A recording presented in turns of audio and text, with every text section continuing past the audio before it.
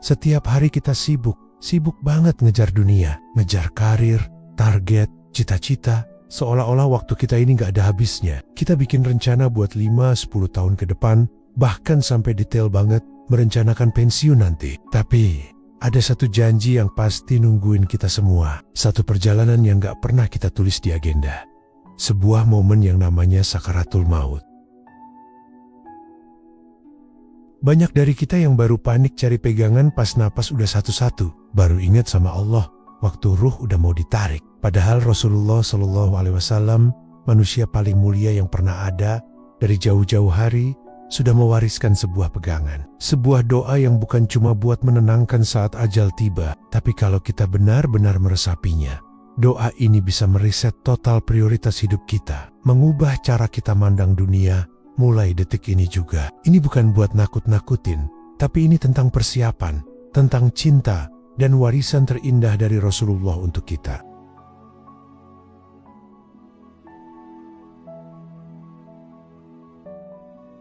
Coba deh, kita berhenti sebentar di tengah kesibukan. Kita ini jago banget loh merencanakan liburan, milih destinasi, booking hotel, nyiapin baju paling bagus. Kita rencanain pendidikan anak, nabung puluhan tahun buat masa depan mereka. Mau renovasi rumah aja, warna cat sampai model furnitur kita pikirin matang-matang.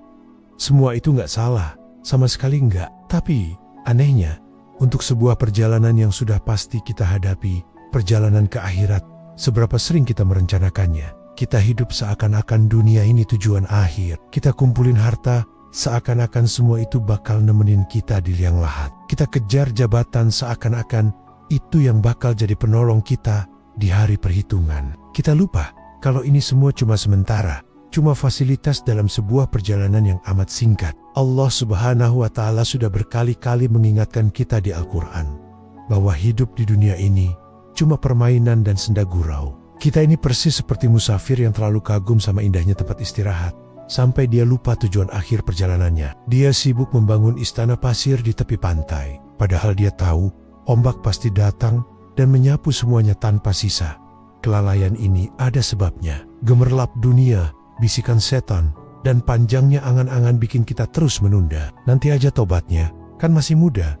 Salatnya nanti aja, lagi sibuk. Sedekahnya nanti deh, kebutuhan masih banyak. Tanpa sadar, nanti yang kita tunggu itu bisa jadi adalah nanti saat malaikat maut sudah di depan mata. Dan saat itu, nggak ada lagi kata nanti. Kita mungkin sering dengar kata sakaratul maut, tapi pernahkah kita coba bayangkan apa yang sebetulnya terjadi? Sakaratul maut itu bukan cuma proses biologis.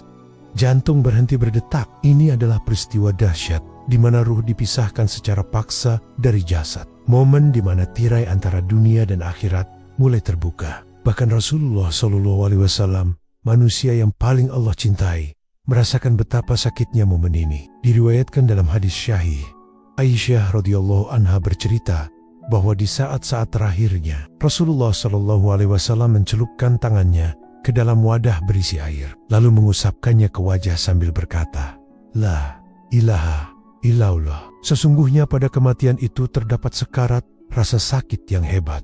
Hadis riwayat Bukhari. Coba bayangkan, jika seorang nabi yang mulia saja merasakannya, bagaimana dengan kita, manusia biasa yang penuh dosa dan sering lalai? Para ulama menggambarkannya seperti ditariknya dahan penuh duri dari selembar kain sutra yang basah. Kainnya robek dan durinya tertinggal. Rasa sakit itu menjalar di setiap sendi, setiap urat, dari ujung rambut sampai ujung kaki. Alangkah mengerikannya saat itu, ketika orang-orang zalim berada dalam tekanan sakaratul maut. Dan para malaikat berkata, keluarkanlah nyawamu. Tapi sakit fisik bukanlah satu-satunya ujian. Di saat kritis itulah, setan datang dengan tipu daya terakhirnya. Ia akan berusaha dengan segala cara untuk menggoyahkan iman kita di detik-detik penentuan. Di saat akal tak lagi jernih dan lidah terasa kaku, hanya kekuatan iman yang kita bangun sepanjang hidup yang bisa jadi perisai. Disinilah puncak penyesalan. Seluruh film kehidupan kita diputar ulang dalam sekejap. Kita akan melihat semua syalat yang bolong,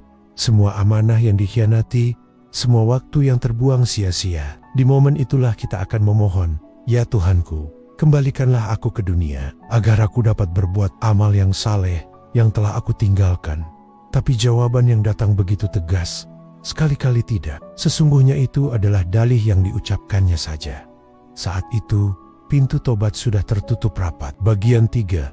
Secercah cahaya dari Sang Kekasih. Di tengah gambaran yang begitu berat, jangan sampai hati kita putus asa. Karena Allah tidak pernah meninggalkan hambanya. Melalui lisan manusia termulia, Rasulullah Shallallahu Alaihi Wasallam, kita diberi cahaya, bekal, dan panduan untuk menghadapi momen terberat ini. Rasulullah tidak hanya memberitahu tentang adanya sakaratul maut, beliau juga mencontohkan dan mengajarkan cara mempersiapkannya. Persiapan ini bukan ritual yang dilakukan sejam sebelum ajal. Bukan, ini adalah sebuah pola pikir, gaya hidup yang kita tanamkan setiap hari, sampai jadi bagian dari denyut nadi kita. Warisan terindah ini adalah doa, komunikasi langsung dengan Sang Pemilik kehidupan dan kematian. Doa yang menjadi kompas untuk meluruskan kembali tujuan hidup kita. Bahkan saat merasakan dahsyatnya sakaratul maut, Rasulullah Shallallahu Alaihi Wasallam masih memikirkan kita umatnya. Beliau berdoa, "Ya Allah, dahsyat sekali maut ini. Timpakan saja semua siksa maut ini kepadaku, jangan pada umatku." Begitu besar cinta beliau pada kita. Maka, bukankah sudah seharusnya kita membalas cinta itu dengan mengikuti petunjuknya? Mari kita selami makna doa-doa yang beliau ajarkan, yang akan menjadi penyelamat kita, bukan hanya di akhirat, tapi juga di dunia ini. Bagian 4, doa yang mereset prioritas hidup. Nah, inilah pegangan kita. Doa ini bukan sekadar rangkaian kata hafalan, tapi kunci untuk membuka pintu perubahan dalam hidup. Doa pertama dan paling mendasar adalah permohonan yang diajarkan Rasulullah Shallallahu Alaihi Wasallam yang sering kita baca. Penggalannya berbunyi, Allahumma hawin alaina fi sakaratul maut. Artinya, ya Allah, mudahkanlah bagi kami dalam menghadapi sakaratul maut. Permohonan ini sederhana, tapi maknanya dalam sekali. Kita bukan hanya minta diringankan dari sakit fisik. Lebih dari itu, kita memohon agar Allah menjaga hati kita tetap kokoh di atas iman. Kita mohon agar lidah ini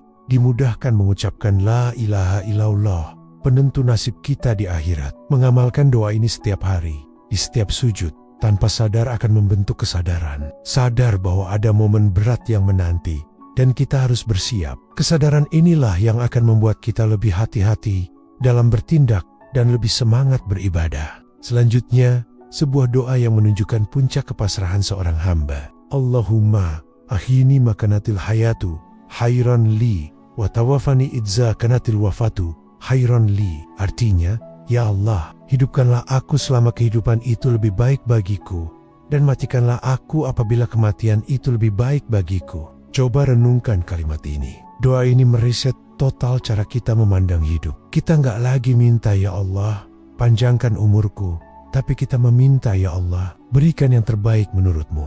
Ini adalah deklarasi bahwa standar baik buruk kita serahkan sepenuhnya pada Allah. Doa ini memaksa kita melakukan evaluasi harian. Apakah hidupku hari ini menambah kebaikan atau malah menambah dosa? Kalau Allah panggil aku hari ini, apakah itu kerugian atau justru penyelamatan dari keburukan yang lebih besar?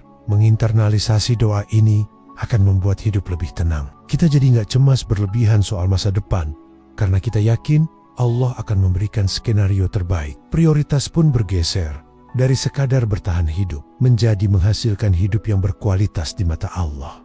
Terakhir, doa Nabi Yunus yang memiliki kekuatan dahsyat untuk terkabulnya permohonan dan pengampunan dosa.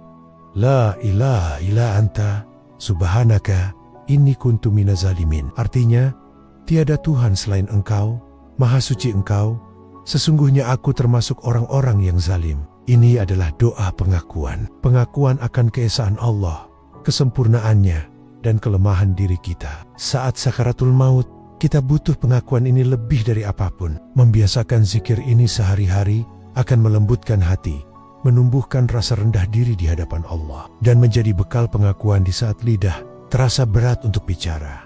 Bagian 5. Ubah hidupmu mulai hari ini. Saudaraku, doa-doa ini bukan mantra ajaib. Ini adalah program yang harus kita pasang dalam sistem operasi kehidupan kita. Mengucapkan Allahumma hawin alaina fi sakaratil maut. Setiap selesai salat akan jadi pengingat harian untuk mengevaluasi diri. Apakah amalku hari ini sudah pantas untuk mendapat kemudahan itu? Mengadopsi pola pikir hidupkan aku jika baik, matikan aku jika baik, akan membebaskan kita dari belenggu dunia. Kita akan mulai melihat waktu bukan sebagai kuantitas, tapi kualitas. Setiap detik adalah kesempatan emas untuk beramal. Karena kita tidak tahu apakah hari esok masih menjadi yang terbaik untuk kita. Jangan menunggu. Jangan tunggu sampai rambut memutih.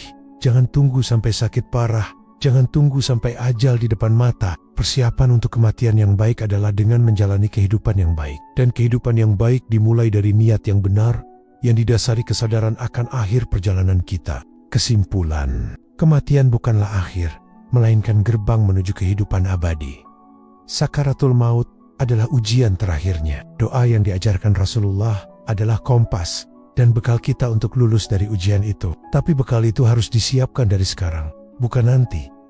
Yuk, kita mulai hari ini. Kita niatkan untuk menghidupkan doa-doa ini dalam keseharian kita. Jadikan Allahumma hawin alaina fi sakaratil maut sebagai bagian zikir kita. Renungkan makna kepasrahan total dalam doa, hidupkan aku jika itu baik, dan matikan aku jika itu baik. Dan yang terpenting, bagikan pengingat ini. Kirimkan kepada keluarga, sahabat, dan orang-orang yang kamu sayangi. Setiap kali mereka mengamalkannya, setiap kali hidup mereka jadi lebih baik karena ini, insya Allah pahalanya akan terus mengalir untukmu, menjadi amal jariah yang tak akan putus, bahkan setelah kita semua tiada. Mari kita siapkan bekal terbaik untuk perjalanan terpanjang kita.